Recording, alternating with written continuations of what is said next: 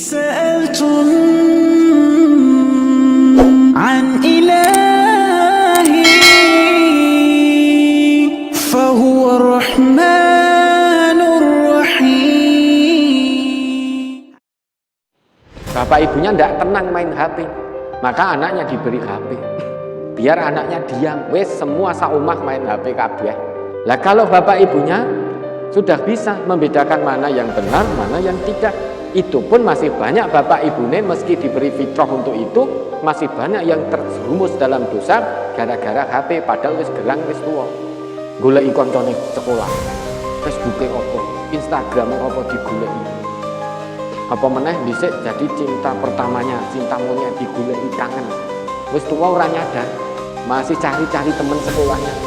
Setelah itu hubungan piye kabare ngene-ngene cocok ketemu. Nah, begitu ketemu sudah setan semakin busui semakin pintar, terjadilah hal-hal yang tidak diinginkan, hal-hal yang diharamkan. Sebetulnya apa yang terjadi saat ini? Ya, itu sudah disebutkan dalam hadis Nabi tadi. Memang kita ini tidak bisa menghindar dari perbuatan zina tadi, zina mata, zina telinga, zina penglihatan, zina kaki, zina tangan. Namun itu jangan diikuti, jangan diperturutkan. Kalau itu diperturutkan, maka akan terjadi zina hakiki. Zina hakiki berarti kemaluannya membenarkan. Kalau membenarkan berarti melakukan perzinaan itu. Nah, tadi yang disebutkan melalui internet ini. Internet ini bisa positif, bisa negatif. Tergantung kita bagaimana menggunakan.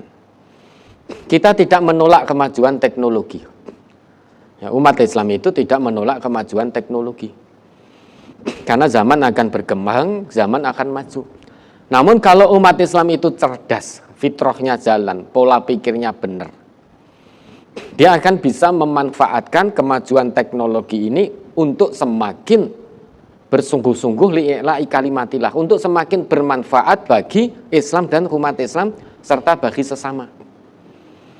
Itu kalau cerdas, kalau fitrahnya jalan, kalau dhomirnya jalan, kalau akalnya sehat jalan, maka akan positif.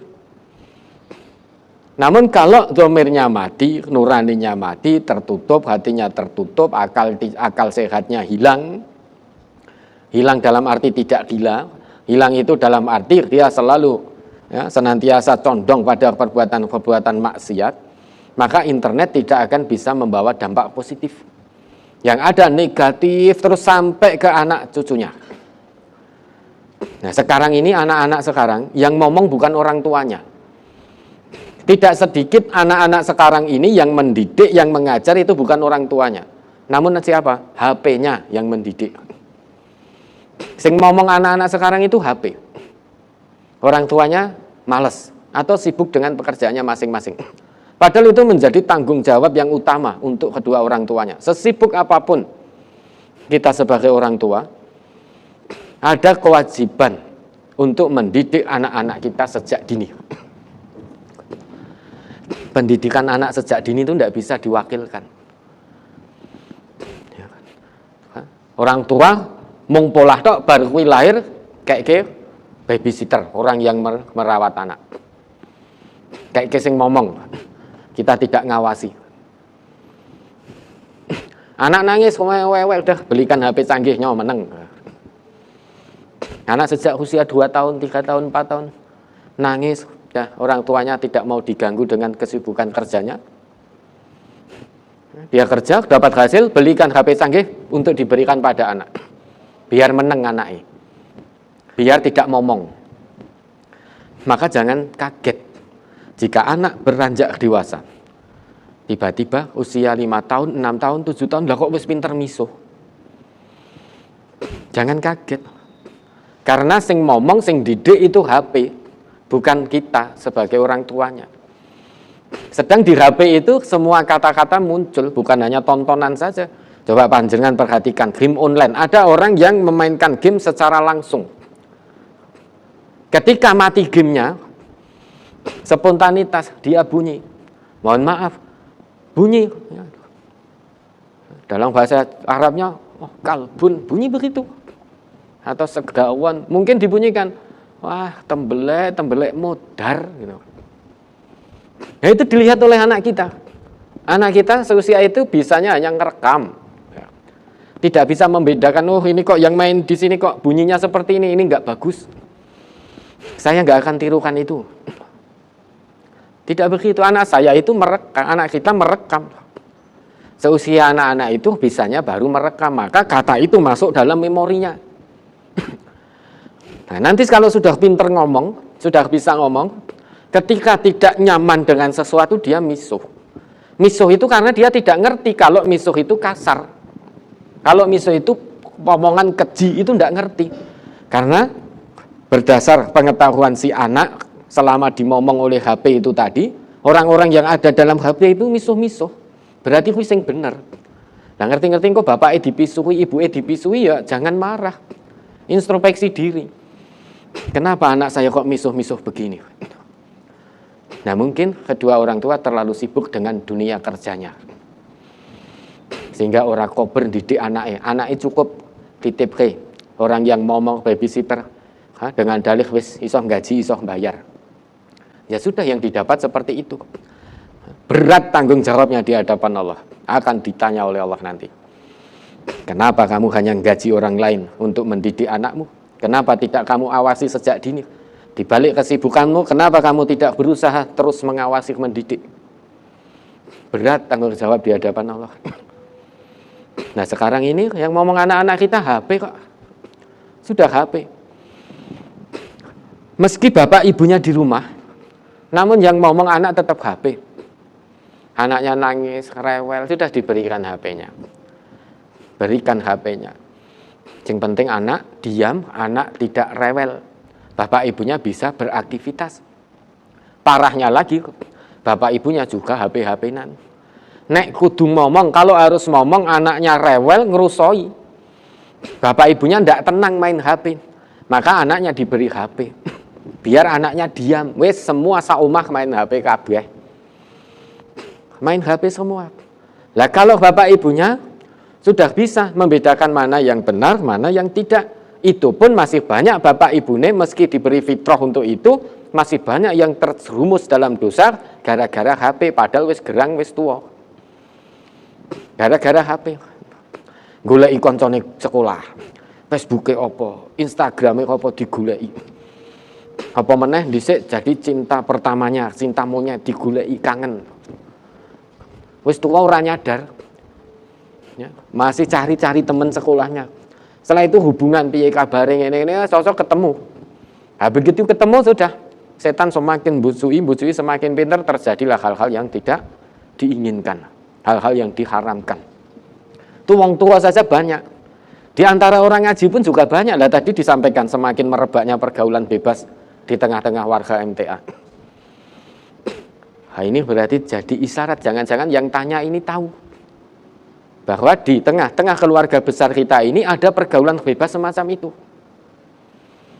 Kalau tidak tahu, tidak mungkin ditanyakan. Ya, maka ada namanya itu yang tanya Ustaz? Ya, ada nomor teleponnya? Sama ada. Ya, nanti mohon saya diberi. Ini jangan-jangan di tengah-tengah warga ngaji ada pergaulan bebas semacam itu. Mungkin bukan anaknya saja yang bergaul bebas, mungkin bapak ibunya juga bergaul bebas. Lah kalau itu terjadi terus ngajine nggo apa? Berarti selama ini ngaji, mendengarkan ayat Quran, mendengarkan hadis Nabi dijelaskan tidak bisa menjadi baik. Mengapa? Karena ngajinya tidak diamalkan. Jadi warga ngaji ternyata tidak bisa menjadi baik, mungkin saja ketika tidak ngaji malah justru bisa menjadi baik. Mungkin saja tidak ngaji malah justru bisa bertobat. Selama jadi warga ngaji, malah justru perbuatannya seperti itu, berbuat liar, bergaul bebas. Berarti ngajinya tidak diamalkan. Kalau ngajinya tidak diamalkan, untuk apa ngaji? Ngaji untuk apa coba kalau tidak diamalkan? Jangan-jangan ngajinya tetap datang pulang ben ketok, tetap sregep ngaji sehingga tidak dikeluarkan dari MTA. Berbuat musyrik untuk menutupi kemaksiatannya, menipu orang banyak biar tetap dikatakan sregep ngaji. Agamanya biar dilihat orang apik. Karena nek ketahuan selingkuh, ketahuan bergaul bebas, itu nanti dikeluarkan dari MTA. Berarti lebih takut dikeluarkan dari MTA daripada takut kepada Allah. Musyrik sudah komplit perbuatan maksiatnya.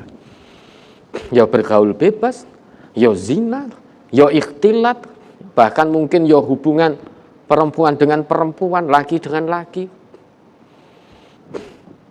Tambah lagi takut dikeluarkan dari MTA, musyrik sudah. Akan menemui apa? Nah, kalau itu terjadi, maka ini orang tua ya, hati-hati betul. Ini hati-hati betul. Kalau yang ngomong anak-anak kita terus ini adalah kafir, jangan-jangan surat Maryam, surat 19 ayat 59 itu akan berlaku. Fa khalafa mim ba'dihim khalfun adha'us salat wattaba'us syahwat fasaufa yalqauna ghayya. Jangan-jangan berlaku. Jangan-jangan generasi kita nanti generasi yang lemah. Oleh Allah disebutkan dalam ayat itu, ciri generasi yang lemah adalah idha'atus shalah, meninggalkan salat, menyia-nyiakan salat. Bukan hanya tidak mengerjakan salat, ada yang mengerjakan salat namun fungsi salatnya tidak tegak. Tanha anil fasya' wal mungkarnya tidak berjalan. Ya salat ya maksiat. Ya salat ya maksiat. Nah, jangan-jangan kita akan tinggalkan generasi yang lemah gara-gara sing ngomong HP. Karena dalam HP sangat jarang anak kita melihat pendidikan tentang salat, itu sangat jarang. Anak-anak seusia anak-anak kita ya, masih dalam masa pertumbuhan, masa remaja, itu jarang. Nah, coba saja, jujur saja, ini para orang tua anaknya melihat HP itu prosentasenya melihat di HP pendidikan akhlak, pendidikan sholat, daripada melihat hal-hal yang maksiat, lebih banyak melihat hal-hal yang maksiat. Maka kalau orang tuanya sudah tidak mendidik sholat, tidak mendidik akhlak, jangan harap anak akan mendapat pendidikan akhlak dari HP. Banyak tidak dapatnya, yang ada dididik secara maksiat. Semua model kemaksiatan tertransfer dalam memori anak kita. Nah, orang kalau sudah idha'atus sholat, maka dia akan ittiba'us syahwat, mengikuti hawa nafsu. Sehingga tumbuh kembangnya generasi kita, tumbuh kembangnya diiringi dengan mengikuti hawa nafsu. Maka yang terjadi, Islam di masa mendatang lemah. Islam lemah. Al-Islamu mahjubun bil muslimin. Kebenaran Islam tertutup oleh perilaku umat Islam sendiri. Sekarang sangat mudah untuk melemahkan Islam. Cukup beri generasi-generasinya HP yang melenakan. Sudah generasinya sejak dini akan terbuai dengan HP-nya, menyia-nyiakan waktu, hilang akhlaknya. Sudah, kalau sudah demikian, jangankan ingat masjid, jangankan ingat Quran, jangankan untuk sholat, Allah saja sudah dilupakan. Yang ada hanya menuruti hawa nafsu. Maka orang tua, kita semua hati-hati. Mari kita awasi lagi anak-anak kita. Kita awasi lagi. Jangan sampai di kemudian hari kita menangis, menyesal. Gara-gara kelalaian kita, kelengahan kita, sehingga anak-anak buah hati kita tidak kenal Allah, tidak kenal agama, tidak kenal aturan Islam, tidak kenal Quran, tidak kenal sunnah. Tidak punya akhlak, lemah akhlaknya. Maka hati-hati, kenalkan anak-anak sejak dini pada Quran, pada Allah, pada Rasulullah. Didik anak-anak kita akhlak yang kuat, sehingga kita meninggalkan generasi dengan generasi yang kuat akhlaknya. Utamakan akhlak dulu. Kalau akhlak kuat, baru ilmu. Jangan dibolak-balik. Kejar ilmu dunia dulu, ilmu pengetahuan dulu, wis ora berakhlak, ora apa-apa. Karena hidup setelah itu, hidup di dunia nganggo akhlaki arep mangan apa. Nek ra iso ilmu-ilmu dunya, engko nyambut gawe apa? Ndak berakhlak tidak apa-apa, sing penting untuk gawean sugih. Nah, itu terbalik. Panggilkan guru les ini, guru les itu, ikut les sana sini, akhlaknya amburadul. Ilmunya tidak diikat dengan akhlak. Nah, maka mari kita usahakan meninggalkan generasi yang kuat secara akhlak, kuat secara ilmu. Karena Islam tidak mengenal dikotomi keilmuan. Jadi seorang muslim harus kuat akhlaknya, kuat ilmunya. Ilmu yang Allah titipkan diikat dengan akhlak. Dengan demikian akan bermanfaat. Bermanfaat bagi din, bermanfaat bagi umat Islam. Ya, mudah-mudahan bisa dipahami, menjadi ibrah pelajaran kita semua. Mari jangan lagi kita percayakan pendidikan, pengajaran anak-anak kita kepada HP secara total. Jangan sampai kita percayakan yang ngomong anak-anak kita adalah HP lagi. Kalau itu masih terjadi, rusak generasi kita, rusak sudah. Karena anak-anak kecil itu yang dilihat itu sesuai dengan keinginannya, sesuai dengan kesenangannya. Yang dilihat hanya itu. Nge-game ini itu nggak karuan itu. Nah, itu semuanya dampak-dampak negatif. Maka akan lemah generasi Islam di masa mendatang, bukan lemah karena dari luar, namun lemah dari dalam sendiri. Sejak dini sudah terbuai dengan kesenangan-kesenangan yang melenakan. أو سألتم عن نبي فهو إنسان